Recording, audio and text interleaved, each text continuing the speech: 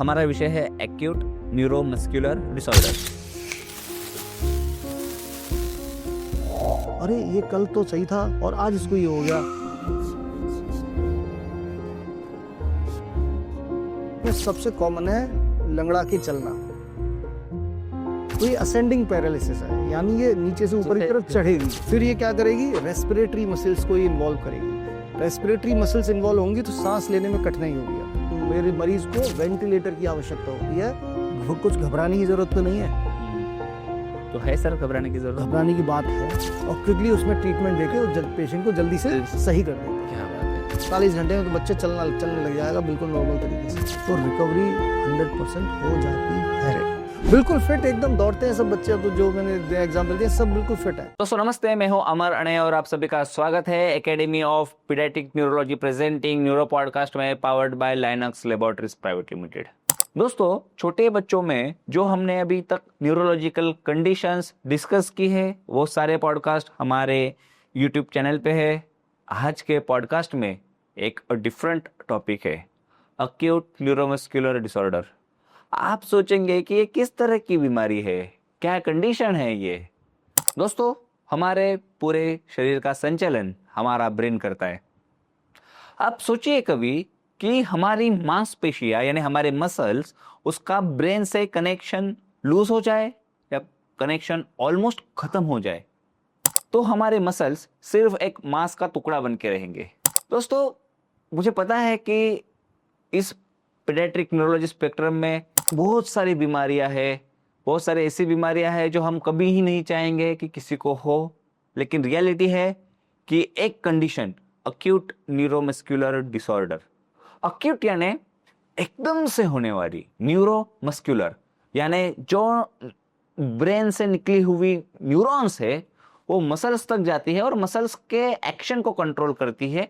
ऐसे सिस्टम में कोई खराबी आ जाए अचानक से तो हमें एक्यूट न्यूरोमस्कुलर डिसऑर्डर्स होते हैं। दोस्तों एक्यूट न्यूरोमस्कुलर डिसऑर्डर्स कौन से हैं? तो जैसे आपने जीबीएस, गिलेन-बारे सिंड्रोम का नाम सुना होगा, मायोसाइटिस का नाम सुना होगा, ऐसे ही कंडीशंस के बारे में इस पॉडकास्ट में हमने डिस्कस किया है। ये एक इंपॉर्टेंट पॉडकास्ट है, आप सुनिए इस पॉडकास्ट को अंत तक। यू विल बी अवेयर कि एग्जैक्टली एक्यूट न्यूरोमस्कुलर डिसऑर्डर्स कौन से होते हैं and how to respond to these conditions. So let's start the podcast with Dr. Anup Kumar sir.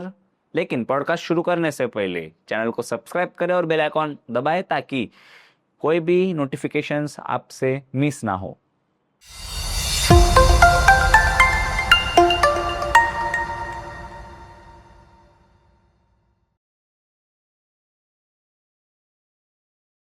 Sir नमस्ते, वेलकम टू पॉडकास्ट। बहुत अच्छा लगा आप यहाँ आए। नमस्कार, मैं बड़ा शुक्रगुजार हूँ कि मुझे एकेडमी ऑफ पीडियाट्रिक न्यूरोलॉजी ने ये मौका दिया। सर हमारा विषय है एक्यूट न्यूरोमस्कुलर डिसऑर्डर। अभी यहाँ पे सर 4 टर्म है, acute, neuro, muscular and disorder. तो सर हम ब्रेक डाउन करके एक एक टर्म आप मुझे बता पाएंगे, क्योंकि मैं एकदम लेमैन हूँ इस कॉन्सेप्ट की। बिल्कुल बिल्कुल। एक्यूट न्यूरोमस्कुलर डिसऑर्डर, हम पीछे से आगे की तरफ चले। यस, आगे से थोड़ा सा कॉम्प्लिकेटेड। हाँ, पीछे से डिसऑर्डर यानी एक बीमारी है। न्यूरोमस्कुलर यानी न्यूरल टिश्यू और मांसपेशियां, मसल्स वो इन्वॉल्व हो रही हैं। और एक्यूट यानी जो उनका शुरुआत हो रही है बीमारी की वो शॉर्ट ड्यूरेशन में हो रही है, विद इन अ वीक, एक हफ्ते के अंदर उसकी ऑनसेट हो रहा है। तो इसलिए एक्यूट न्यूरोमस्कुलर डिसऑर्डर ऐसे हम कहते हैं। अच्छा सर, अभी आपने जो न्यूरोमस्कुलर ये टर्म बताई, इसको थोड़ा और इलेबोरेट कर पाएंगे? डेफिनेटली। न्यूरोमस्कुलर जो शब्द है उसकी शुरुआत होती है स्पाइनल कॉर्ड की एंटीरियर हॉर्न सेल से। वहां से नर्व अराइज करती हैं, मोटर नर्व्स, और वो आगे जाकर मसल के साथ न्यूरोमस्कुलर जंक्शन बनाती हैं और न्यूरोमस्कुलर जंक्शन के बाद वो मसल से इसका अटैचमेंट होता है नर्व्स का। तो starting from anterior horn cell और मसल तक इसको हम न्यूरोमस्कुलर सिस्टम कहते हैं। सर मतलब मोटर नर्व क्या होता है? मतलब मोटर नर्व वो होता है जिससे हमारी मांसपेशियों को ताकत मिलती है। अच्छा। एक सेंसरी नर्व होती है जहां हमारा जो स्किन में हम सेंसेस हम फील करते हैं वो हमारी स्पाइनल कॉर्ड के थ्रू ब्रेन तक पहुंचता है। एक मोटर नर्व होती है कि हमें क्या करना है, जैसे मैं आपसे बातें करते करते अपने हाथ पैरों को हिला रहा हूँ, एक एक्सप्रेशन दे रहा हूँ, तो ये सब मोटर नर्व से कंट्रोल हो रहा है। जो सिस्टम है वो हमारे बॉडी के जितने भी जॉइंट्स हैं वहां से सेंसेस जा रहे हैं ब्रेन तक, और ब्रेन उसे कंट्रोल कर रहा है कि मैं अपने हाथ पैरों को ऐसे हिलाऊं। तो जो हिलना है ये मोटर नर्व्स के द्वारा पॉसिबल है। ओके, तो सर अभी न्यूरोमस्कुलर इस कॉन्सेप्ट में एग्जैक्टली क्या होता है, मतलब इस पूरे सिस्टम में क्या गड़बड़ी होती है? हाँ, गड़बड़ी ये है कि एंटीरियर हॉल सेल जो हमारी स्पाइनल कॉर्ड में मौजूद थी उससे लेकर मसल तक अगर कोई सा भी पार्ट अक्यूटली इन्वॉल्व होता है, यानी विद इन 7 डेज उसमें डिजीज ऑनसेट होता है, तो इसको हम बोलते हैं अक्यूट न्यूरोमस्कुलर डिसऑर्डर। और इसमें मोटर नर्व भी इन्वॉल्व होती है? यस, इसमें स्टार्ट करते हैं हम सबसे पहले एंटीरियर हॉर्न सेल से। वहाँ पर जो सबसे हमें कॉमन सिंड्रोम देखने को मिलता है वो है पोलियोमाइलाइटिस, जो हम सुनते हैं कि पोलियो हो गया किसी को। और जो हम एंटीरियर हॉर्न सेल डिजीज एक दूसरा डिजीज है जो भी हमें कभी कभी एक्यूटली मिलती है, दो it is a chronic disorder, पर ये हमें कभी कभी मिलता है। उसके बाद आती है हमारी मोटर नर्व्स। मोटर नर्व से पहले भी जो रेडिकल्स होते हैं, जहाँ हमारा एंटी हॉर्न सेल से मोटर नर्व जुड़ी होती है, वो रेडिकल्स के माध्यम से जुड़ी होती है। तो जो रेडिकल्स का जो इन्फ्लेमेशन है वहाँ पर अगर कोई डिजीज होती है तो उसे हम बोलते हैं रेडिकुलाइटिस और रेडिकुलोपैथी। और जो कॉमनली अगर हमें देखने को मिलते हैं तो जीबी सिंड्रोम एक बीमारी होती है, गिलियन बारे सिंड्रोम, हाँ है वो बीमारी हो गई। उसके बाद हम अगर आते हैं नर्व्स के ऊपर तो न्यूराइटिस, नर्व्स के इन्फ्लेमेशन को बोलते हैं न्यूराइटिस। उसके बाद अगर हम आते हैं न्यूरोमस्कुलर जंक्शन के पास, न्यूरोमस्कुलर जंक्शन में जो कॉमन डिसऑर्डर है वो है माइस्थीनिया ग्रेविस, जो हमने सुना है कि अमिताभ बच्चन को एक बीमारी है, हाँ माइस्थीनिया ग्रेविस है। और एक कॉमन डिसऑर्डर है बोचुलिज्म, कि एक बोचुलिन टॉक्सिन होता है, उसके अफेक्ट होने की वजह से ये बीमारी होती है। फिर आइए आप मांसपेशियों पे, मसल्स पे। तो अगर मसल्स का एक्यूट इन्फ्लेमेशन हो रहा है, यानी वो सूज गई हैं, बेसिकली आम भाषा में हम बोलेंगे सूज गई हैं, तो उसको हम बोलते हैं मायोसाइटिस। वो किसी वायरल इन्फेक्शन से हो सकता है, वो स्टेरॉइड इंड्यूस भी हो सकता है, और बहुत सारी कॉजेज है। सर अभी आपने न्यूरोमस्कुलर और उससे रिलेटेड डिसऑर्डर्स बताए। डिसऑर्डर्स को तो हम और डिटेल में डिस्कस करेंगे ही। उससे पहले अभी हम ये पीडियाट्रिक एज ग्रुप के लिए डिस्कस कर रहे हैं। 100% it is very very common in paediatric age group. Exactly, Yeah. तो ये कितना कॉमन है पीडियाट्रिक एज ग्रुप में, और पेरेंट्स ने कब आइडेंटिफाई करना है कि अभी मेरे बच्चे को पीडियाट्रिक न्यूरोलॉजिस्ट की जरूरत है? Exactly, it is very common. There is मतलब इसमें बाई मॉडल डिस्ट्रीब्यूशन है एज का, more than less than 3 years and more than 10 years। ऐसा देखा गया है कि अगर 3 साल से छोटा बच्चा है तो उसमें हमें ज्यादा मिलेगा, अच्छा, और 10 साल से बड़ा बच्चा है तो ज्यादा मिलेगा। दो बीच में 3 से 10 में भी मिलता है, लेकिन जो इंसिडेंस है वो 3 साल से कम में और 10 साल से ज्यादा में हमें ज्यादा देखने को मिलता है। रही पेरेंट्स की बात, तो अगर बच्चे को लगे कि हमारा बच्चा आज कुछ डिफरेंट कर रहा है, डिफरेंट करने में सबसे कॉमन है लंगड़ा के चलना, जिसे हम लिम्पिंग बोलते हैं। अगर लगे कि बच्चा लंगड़ा के चल रहा है तो तुरंत पेरेंट्स के कान खड़े होने चाहिए कि मेरे बच्चे को कोई दिक्कत हो सकती है, और तुरंत कंसल्ट करना ही डॉक्टर से। अब अगर पेरेंट्स डॉक्टर के पास लेके आते हैं कि सब मेरा बच्चा लंगड़ा के चल रहा है, देखिए इसमें क्या दिक्कत है, या चल नहीं पा रहा है, या वीकनेस हो गई है, या कल तक तो सही था फिर इसने धीमे धीमे थोड़ी कमजोरी आई और आज ऐसा हो गया कि उठ भी नहीं पा रहा है, तो ये अक्यूट प्रॉब्लम्स है कि बहुत तेजी से बीमारी बढ़ी है। इसको बोलते हैं रैपिडली प्रोग्रेसिव डिजीज। कोई भी बीमारी बहुत तेजी से जा रही है और पेरेंट्स को लग रहा है कि अरे ये कल तो सही था और आज इसको ये हो गया, कोई आगे दिक्कत ना बढ़े, डॉक्टर साहब प्लीज देखिए। तो यहाँ डॉक्टर का एक फर्ज ये बनता है कि वो ये देखे कि वास्तव में ये न्यूरोमस्कुलर डिसऑर्डर है भी या नहीं, सबसे पहले। यस, सो वहाँ एक टर्म आती है सूडो पैरालिसिस, अच्छा, कि ये नहीं है। सूडो पैरालिसिस का क्या मतलब हुआ कि जॉइंट का सूजन हो गया। अगर मान लीजिए किसी नी जॉइंट में प्रॉब्लम हो गई, दर्द हो गया, एंकल जॉइंट में दर्द हो गया है, या पैरों में सूजन आ गई है, इन स्किन में इन्फेक्शन हो गया है, नीचे बॉयल्स हो गए, जिसकी वजह से बच्चा कदम नहीं रख पा रहा, तो ऐसा लगेगा कि जैसे मेरे बच्चे को वीकनेस हो गई, और वो वास्तव में वीकनेस नहीं है, बराबर, वीकनेस नहीं है। तो बस हमें ये रूल आउट करना है कि सूडो पैरालिसिस तो नहीं है। फिर जब वो रूल आउट हो गया कि सब सूडो पैरालिसिस नहीं है, फिर हमें आगे ये देखना चाहिए कि वास्तव में which part of neuromuscular system is involved, कौन सा है, okay, starting from anterior horn cells to muscles। Muscles, okay. Sir अभी हम डिसीज को और ब्रेक डाउन करेंगे कि ये तो अभी आपने एक ब्रॉड स्पेक्ट्रम में बताया, कौन से डिसीज प्रमुखता से आपने ऑब्जर्व किए हैं जो पीडियाट्रिक एज ग्रुप में जो न्यूरोमस्कुलर डिसऑर्डर्स है वो होते हैं, और उसके फिर कारण क्या है? यस, तो हम स्टार्ट करते हैं एंटी हॉर्न सेल डिजीज से। जहाँ पे हम कह सकते हैं कि माइलाइटिस होता है। माइलाइटिस का मतलब है कि इन्फ्लेमेशन ऑफ माइलिन शीथ और द स्पाइनल कॉर्ड। तो माइलाइटिस में स्पाइनल कॉर्ड का जो एरिया है वो सूज जाता है, इन्फेक्शन हो जाता है। इसका कारण वायरल इन्फेक्शन हो सकता है। इंडिया में जो अभी तक, इंडिया क्या वर्ल्ड में जो बड़ा खतरनाक रहा है वो था पोलियोमाइलाइटिस। सबसे ज्यादा कॉमन था कि पोलियोमाइलाइटिस। बस ये है कि अब इंडिया से वर्ल्ड से इरेडिकेट हो गया है वो, लेकिन बीच बीच में वैक्सीन एसोसिएटेड पीरियोडिक पैरालिसिस, इस तरह की पोलियोमाइलाइटिस, ये सब मिलते हैं बीच बीच में देखने को। और कभी कभी रैंडम वायरसेस भी आते हैं, वो छोटे छोटे केसेस हैं जो इतना इंपॉर्टेंस नहीं रखते, पर अगर हम देखें तो वर्ल्ड से वो गायब हो चुके हैं। ठीक। दूसरा हम आते हैं आप रेडिकल्स के ऊपर, रेडिकुलाइटिस। तो रेडिकुलाइटिस और रेडिकुलोपैथी का जो सबसे कॉमन इंडिया में है वो है GB syndrome, गुलियन Barre syndrome. Yes, गुलियन Barre syndrome का जो पूरा नाम है वो है Landry Guillain Barre syndrome, LBS, LGBS, Landry Guillain Barre syndrome. Landry was a scientist, Guillain Barre, these all were the scientist जिन्होंने इसे डिस्कवर किया था, उनके नाम पे ये बीमारी पड़ी। तो ये बहुत तेजी से प्रोग्रेसिव डिजीज है। ये स्टार्ट करती है लोअर लिम्ब वीकनेस से स्टार्ट करती है, और ये असेंडिंग पैरालिसिस है। यानी कमजोरी, पहले तो बच्चा कहेगा कि मुझे थोड़ा सा चलने में दिक्कत हो रही है, फिर बोलेगा कि मैं बैठ गया, मुझे उठ के चलने में दिक्कत हो रही है, फिर धीमे धीमे क्या होगा कि बीमारी और बढ़ेगी तो वो बेड रिडन हो जाएगा। और सर ये कौन से एज से स्टार्ट हो सकते हैं सर? ये मैंने आपकी बाई मॉडल डिस्ट्रीब्यूशन बताया ना, लेस देन 3 ईयर और मोर देन 10 ईयर ज्यादा मिलता है। हाँ, लेस देन किसी भी एज में हो सकता है, कुछ भी, मतलब इवन 6 मंथ 3 मंथ, किसी भी एज में, किसी भी एज में। हाँ ना, जहाँ पर नहीं 6 मंथ तो थोड़ा लेस हो गया, वहाँ कम मिलता है। हाँ, जहाँ माइलिनेशन प्रॉपर हो गया, जैसे कि 1 year, after 1 year it is common. Even ये अडल्ट्स में भी देखा गया है कि ये कॉमनली मिलता है। और ये जब मिलता है जब हमारी बॉडी की इम्यूनिटी डाउन होती है, या कोई भी वायरल इन्फेक्शन हुआ, उसकी ऑटो एंटीबॉडीज बनती है और वो हमारी बॉडी के अगेंस्ट उन माइलिन शीट पर काम करने लगती हैं, तब ये कॉमनली हमें मिलता है।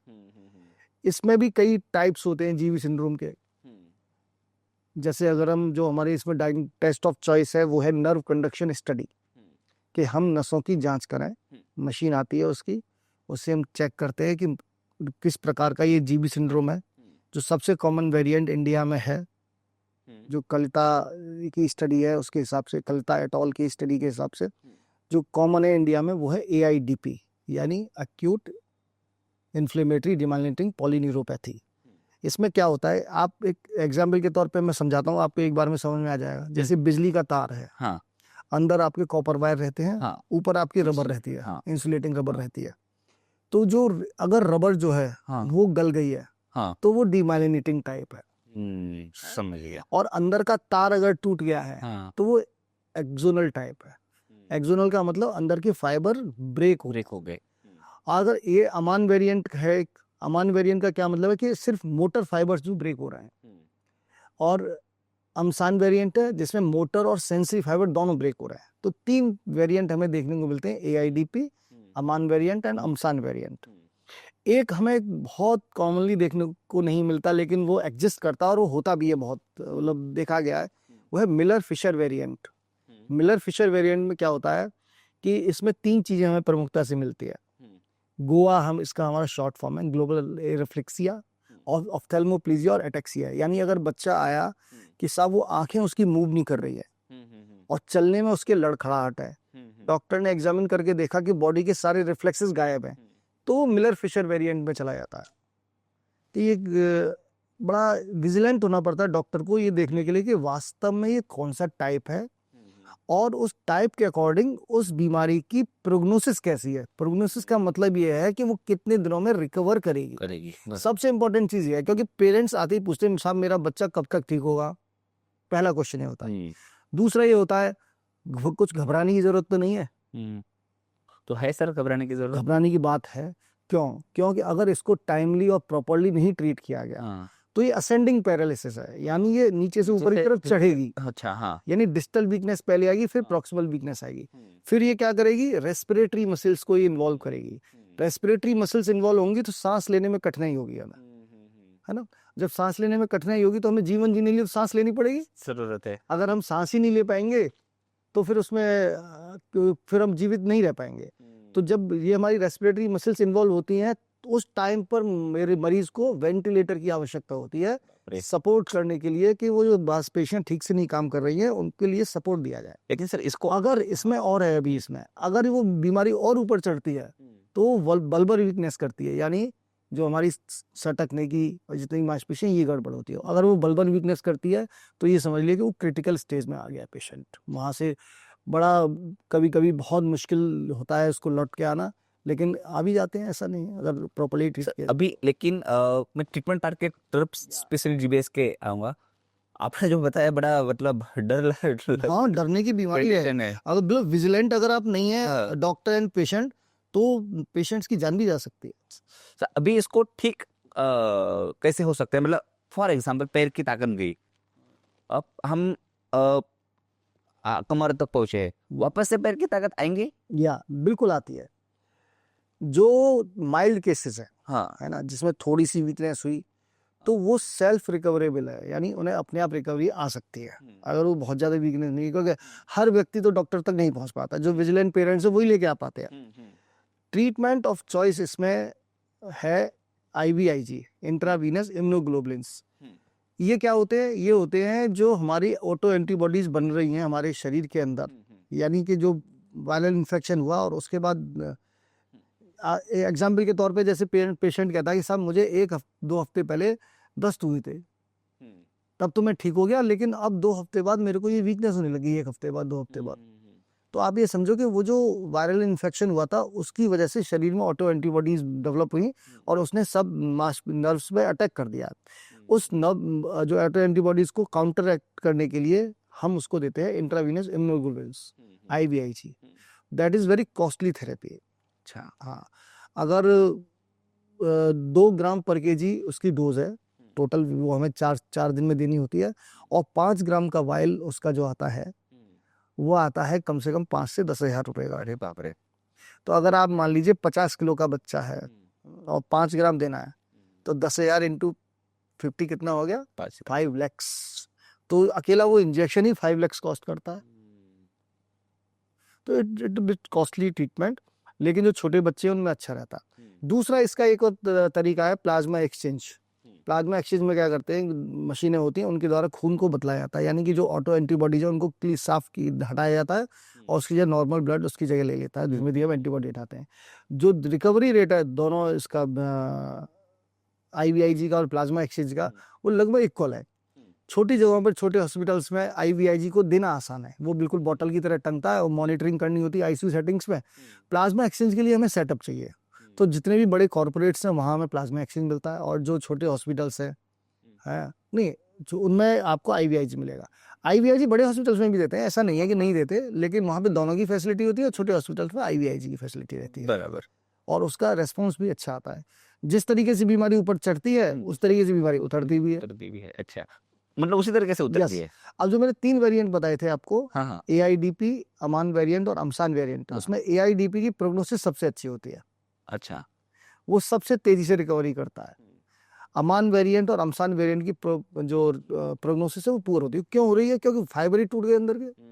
अगर बिजली के तार के अंदर के वायर ही कट गए तो वो बिजली तो आएगी नहीं। वो जो रबर है खिंच गई वो तो सही हो जाएगी, लेकिन अगर तार टूट गए तो फिर तार ही खराब हो गया। बराबर। सीधा सा फंडा है इसका। सर अभी एक मतलब ट्रीटमेंट के बारे में डिस्कस किया, एक पॉइंट आपने थोड़ा डिस्कस किया है हमने, लेकिन डायग्नोसिस के बारे में थोड़ा, अगर उसका कंफर्मेशन डायग्नोसिस कैसे होता है? यस, गुलियन-बारे सिंड्रोम की कंफर्मेटरी डायग्नोसिस होती है नर्व कंडक्शन स्टडी से। हाँ, ये एक मशीन होती है जिससे हम ये जांचते हैं कि मांसपेशियों का जो अटैक हुआ है वो किस प्रकार का हुआ है।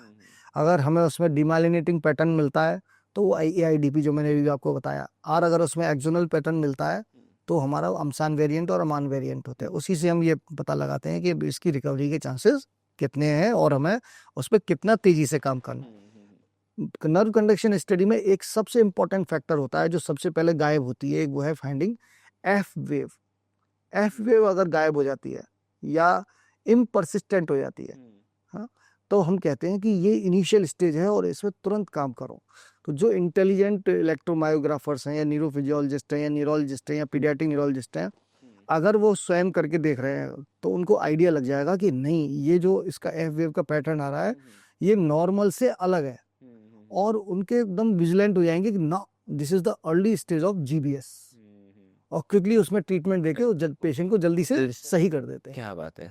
ये बस अगर उसमें ट्रेंड नहीं है आपकी आईज, माइंड उसमें ट्रेंड नहीं है प्रोसीजर में, तो आप उसे नहीं पकड़ सकते। और आप अगर डेली बेसिस पे अगर आप उसको कर रहे हैं तो आप इमीडिएटली उसको कैच कर सकते। लेकिन इस चीज के लिए भी पेरेंट्स भी उतने अवेयर होने चाहिए कि वो उस स्टेज पे नहीं, ये काम तो न्यूरोलॉजिस्ट का है। हाँ, नहीं लेकिन मतलब अभी जैसे आपने अर्ली हाँ, तो उसका तरीका ये है कि पेरेंट्स अपने बच्चे के लिए विजिलेंट रहें और वो क्विकली वहां पहुंच जाए डॉक्टर के पास। अब ये डॉक्टर का काम है कि डॉक्टर को पता होना चाहिए कि आई एम सस्पेक्टिंग जीबीएस, और क्विकली उसके लिए उसको टेस्ट करना चाहिए। Perfect sir. अभी हम मायोसाइटिस के बारे में डिस्कस करके Yes. आपने जीबीएस एक बताया, Yeah. एक मायोसाइटिस आपने बताया। मायोसाइटिस और जीबीएस में क्या फर्क है वो थोड़ा एक बता के। Yes. मायोसाइटिस के जो बाकी जो कि हम कैसे डायग्नोस करते हैं और उसका ट्रीटमेंट क्या है, इसके बारे में थोड़ा बता पाएंगे? डेफिनेटली मैं आपको एक केस एग्जांपल से ही बताता हूँ। हाँ, वो तो वो जब तक केस एग्जांपल नहीं होगा इतना अच्छा ही समझ में नहीं आता है। कुछ दिन पहले ओपीडी में पेशेंट आया, सर ये चल नहीं पा रहा है बच्चा मेरा, कल से नहीं चल पा रहा। मैंने उसकी हिस्ट्री ली, मैंने क्या हुआ, सर ऐसे 2 दिन पहले फीवर आया था बहुत तेज और अब चल नहीं पा रहा। तो सबसे पहले एज ए न्यूरोलॉजिस्ट मेरे दिमाग में खटका आया कि कहीं ये जीबीएस तो नहीं है। फिर मैंने उसको एग्जामिन करके देखा, मैंने रिफ्लेक्सेस चेक किए, रिफ्लेक्सेस गायब थे, तो वो मायोसाइटिस और जीबीएस दोनों में मिल सकते थे। फिर मैंने उसको टच किया, तो जब मैंने उसकी मांसपेशियों को, जो घुटने के पीछे की जो मांसपेशियां हैं, जब मैंने उनको टच करके दबा के देखा तो पेशेंट वाज विंसिंग, वो चिल्ला पड़ा अचानक से करते हुए इस तरीके से। तो मुझे वहाँ इंडिकेशन मिला कि ना, ये जीबीएस नहीं है, ये मांसपेशियां इन्वॉल्व हो गई हैं, वो सूज गई हैं। तो केस हो गया मायोसाइटिस। मायोसाइटिस में आपको मसल टेंडरनेस मिलेगी, जीबीएस में आपको मसल टेंडरनेस इतनी ज्यादा नहीं मिलेगी। जीबीएस में आपके लिए कई क्लिनिकल साइंस होते हैं कि कमर में दर्द हो गया, पैरों को सीधा करने पे, स्ट्रेच करने पे, वो अलग तरह के मिलते हैं। लेकिन टच करके अगर हम उसको पाल्पेट करेंगे या दबा के देखेंगे तो दर्द मिलेगा आपका मायोसाइटिस में। मायोसाइटिस का मतलब है कि इन्फ्लेमेशन ऑफ मसल्स, कि मांसपेशियां सूज गई हैं। इटियोलॉजी दोनों की सेम रहती है, जैसे जीबीएस में रहता है कि साहब वायरल इन्फेक्शन हुआ और ऑटो एंटीबॉडी बनी, वहां उसने रेडिकल्स पे काम किया, यहाँ ये मांसपेशियों पे काम कर रही है। तो वहां तो रेडिकुलाइटिस कर दिया, यहाँ मायोसाइटिस कर दिया। ओरिजिन एक जैसा है, जो टर्म दी गई है वो डिफरेंट पार्ट जो इन्वॉल्व हो रहा है उसके हिसाब से वो टर्म दी गई है। सर मायोसाइटिस एक ऑटोइम्यून बीमारी है, ऐसा बोल सकते हैं? हाँ, ये जितने भी ऑटो बीमारियां सब ऑटोइम्यून है। हाँ, सब हाँ जीबीएस भी। तो बेसिकली मायोसाइटिस का ट्रीटमेंट पीडियाट्रिक न्यूरोलॉजिस्ट के अलावा रूमेटोलॉजिस्ट भी कर सकते हैं फिर? या डेफिनेटली कर सकते हैं, अगर विजन है उस प्रकार का केसेस देखने का डेली बेसिस पे तो कर सकते हैं। इवन अगर विजन है तो एक सिंपल पीडियाट्रिशियन भी उसको मैनेज कर सकता है, इतना बड़ा इश्यू नहीं है। लेकिन इम्पोर्टेंट है कि पीडियाट्रिक न्यूरोलॉजिस्ट के पास आए तो और वो जल्दी से पकड़ सकता है। पकड़ने का खेल है, क्योंकि मैं जहाँ प्रैक्टिस करता हूँ वहाँ वो रेफरल सिस्टम अच्छा है। वो लोग, उन्हें लगता है कि कोई प्रॉब्लम हो रही है तो इमीडिएटली मेरे पास भेज देते हैं। सर इसका डायग्नोसिस कैसे होते हैं? डायग्नोसिस का पहला तो क्लिनिकल क्राइटेरिया होगा कि मैंने देखा। दूसरा, इसके लिए हम करते हैं एक टेस्ट, ब्लड से टेस्ट लेते हैं, उसका हम करते हैं सीपी के टेस्ट करते हैं। क्रिएटिनिन फॉस्फोकाइनेज एक एंजाइम होता है जो बहुत तेजी से इसमें शूट अप करता है। उसकी जो नॉर्मल वैल्यूज होती हैं वो लेस देन 50-150 रहती हैं, लेकिन जब मायोसाइटिस होती है तो उसमें वैल्यूज बढ़ के 800-900 हो जाती हैं। और जो और डिसऑर्डर्स होते हैं, न्यूरोमस्कुलर डिसऑर्डर, मस्कुलर डिस्ट्रॉफीज, उसमें थाउजेंड्स में वो वैल्यूज बढ़ जाती हैं। उसके बाद एक टेस्ट हम करते हैं इलेक्ट्रोमायोग्राफी। उसमें मायोसाइटिस में हम निडल, मसल में निडल डाल, थोड़ा पेनफुल टेस्ट है, निडल डाल के ये चेक करते हैं कि मांसपेशियों की एक्टिविटी कैसी है, रेस्ट पे कैसी है, थोड़ी सी ताकत लगाई कैसी है और पूरी ताकत लगाई कैसी है। तो उसमें जो हमें शॉर्ट एंड स्मॉल एम्पलीट्यूड के मोटर यूनिट एक्शन पोटेंशियल्स मिलते हैं और early and full interference pattern मिलता है, तो वो सजेस्टिव है कि उसे मायोसाइटिस है। और हमें मायोसाइटिस में एक चीज़ और मिलेगी, हमें एक्यूट डिनर्वेटिंग साइंस मिलेंगे, हमें फिब्रिलेशंस मिलेंगे, तो वो हमें इंडिकेशन देते हैं कि ये एक्यूट प्रॉब्लम है। और सर ट्रीटमेंट फिर सर इसमें ट्रीटमेंट जो इसका मेन स्टे है वो है steroids. Steroid is a very good drug. वो सोसाइटी में बदनाम है कि स्टेरॉइड्स नहीं देने चाहिए, लेकिन स्टेरॉइड को जुडिशियसली यूज करना आना चाहिए। जो इतनी भी खतरनाक बीमारियां हैं उन सब में स्टेरॉइड जो है ड्रग ऑफ चॉइस होता है। जैसे कि अभी आपने कोरोना वायरस डिजीज देखी तो उसमें dexamethasone was the drug of choice, है ना। तो डेक्सामेथासोन क्या है, वो एक स्टेरॉइड। तो इसमें अगर शॉर्ट कोर्स है कि आप 15 डेज का टेपरिंग कोर्स देते हैं तो पेशेंट बहुत तेजी से रेस्पॉन्स करता है। और बिल्कुल ठीक हो जाता है, नॉर्मल हो जाता है। आप आज देना शुरू करें 48 घंटे में तो बच्चे चलने लग जाएगा बिल्कुल नॉर्मल तरीके से, इतना बढ़िया रिस्पॉन्स आता है। और सर वो जैसे ऑटोइम्यून बीमारियों में disease modifying anti rheumatic drugs देते हैं, डिमांड्स देते हैं, तो इसमें नहीं है इतना रोल, वो इतना ये जब दे सकते हैं जब बहुत ज़्यादा रेजिस्टेंट केसेस हैं, जहाँ पर नॉर्मल जो इनिशियल थेरेपी से हमारा रिस्पॉन्स नहीं आ रहा तो हम ट्राई कर सकते हैं, पर डायरेक्ट इतना सीधा रोल नहीं है। सर अभी हम लास्ट स्टेज में हैं हमारे कम्युनिकेशन के। या जीबीएस के बाद रिकवरी में फिजिकल या फिर मायोसाइटिस के बाद भी फिजिकल थेरेपी का कुछ रोल है, और रोल क्या हो सकता है? 100%। अगर किसी भी पेशेंट को एक पोजीशन में कई दिनों तक रहना पड़े, जैसे पेशेंट लेटा हुआ है, बहुत दिनों तक लेटा ही है, उसकी बीमारी रिकवर नहीं कर रही है, तो पेशेंट को सबसे पहले क्या प्रॉब्लम होगी, बेड सोर्स हो जाएंगे, और जो मांसपेशियां अगर हम उनको मूव नहीं करेंगे तो उनका साइज कम हो जाएगा। हाँ, बराबर। और जॉइंट्स में कॉन्ट्रैक्चर्स डेवलप हो जाएंगे, तो उन जॉइंट कॉन्ट्रैक्चर को बचाने के लिए या जो मांसपेशियां हमारी सूख न जाएं, कमजोर ना हो जाएं, उसको रोकने के लिए early ambulation is very necessary. तो मरीज को हम चला के नहीं, लेटे लेटे हम फिजियोथेरेपी दे सकते हैं, और जॉइंट्स को मूव करके जो मांसपेशियों की एक्टिविटी है उसको मेंटेन कर सकते हैं। उसको एक्टिविटी को मेंटेन करके हम उसके साइज को और फंक्शन को प्रिजर्व कर सकते हैं। तो अगर हमें लगता है कि ये पेशेंट बहुत लंबे समय तक पेशेंट में हॉस्पिटल में एडमिट रहेगा, तो हम उसको अर्ली फिजियोथेरेपी हमें उसकी स्टार्ट करनी चाहिए, जिससे कि उसको हमारी रिकवरी जो बहुत तेजी से हो और एम्बुलेशन पर फर्क ना पड़े। और लॉन्ग रन में फिजियोथेरेपी की जरूरत फिर? लॉन्ग रन में उन केसेस में ज़रूरत पड़ती है जहाँ रिकवरी की चांसेस कम है, जैसे अमान वेरिएंट और अमसान वेरिएंट। वो थोड़े से लंबे समय तक खिंचते हैं और कभी कभी उसमें महीनों लग जाते हैं, 6 महीने, 7 महीने, 8 महीने। अगर वहाँ थेरेपी प्रॉपर दे रहे हैं, यहाँ ये बहुत इंपॉर्टेंट है, अगर थेरेपी प्रॉपर दे रहे हैं, क्या थेरेपी का मतलब होता है ब्रेन ट्रेनिंग, यानी we are training the brain for the proper function. तो अगर हमारी थेरेपी प्रॉपर हो रही है, जैसे फिजियोथेरेपी हो गई, साथ साथ ऑक्यूपेशनल थेरेपी हो गई, तो ही रिकवरी के चांस बहुत अच्छे हैं। और मैंने ये देखा अब तक जितना भी मेरा एक्सपीरियंस है कि अगर आपकी therapy after the treatment of the disease properly हो तो रिकवरी 100% हो जाती है, अगर ढंग से हो तो।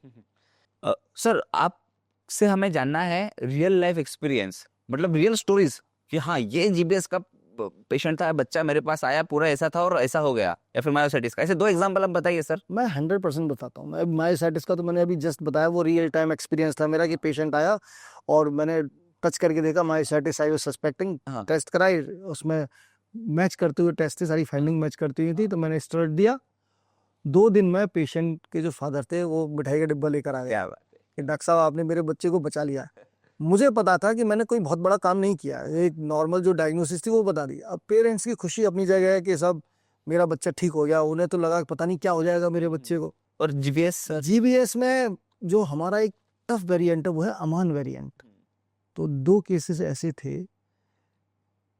अगर हम पेरेंट्स को समझाएं और पेरेंट्स समझें, तो अगर वो थेरेपी टाइमली दे दी जाए तो पेशेंट की रिकवरी 100% होती है।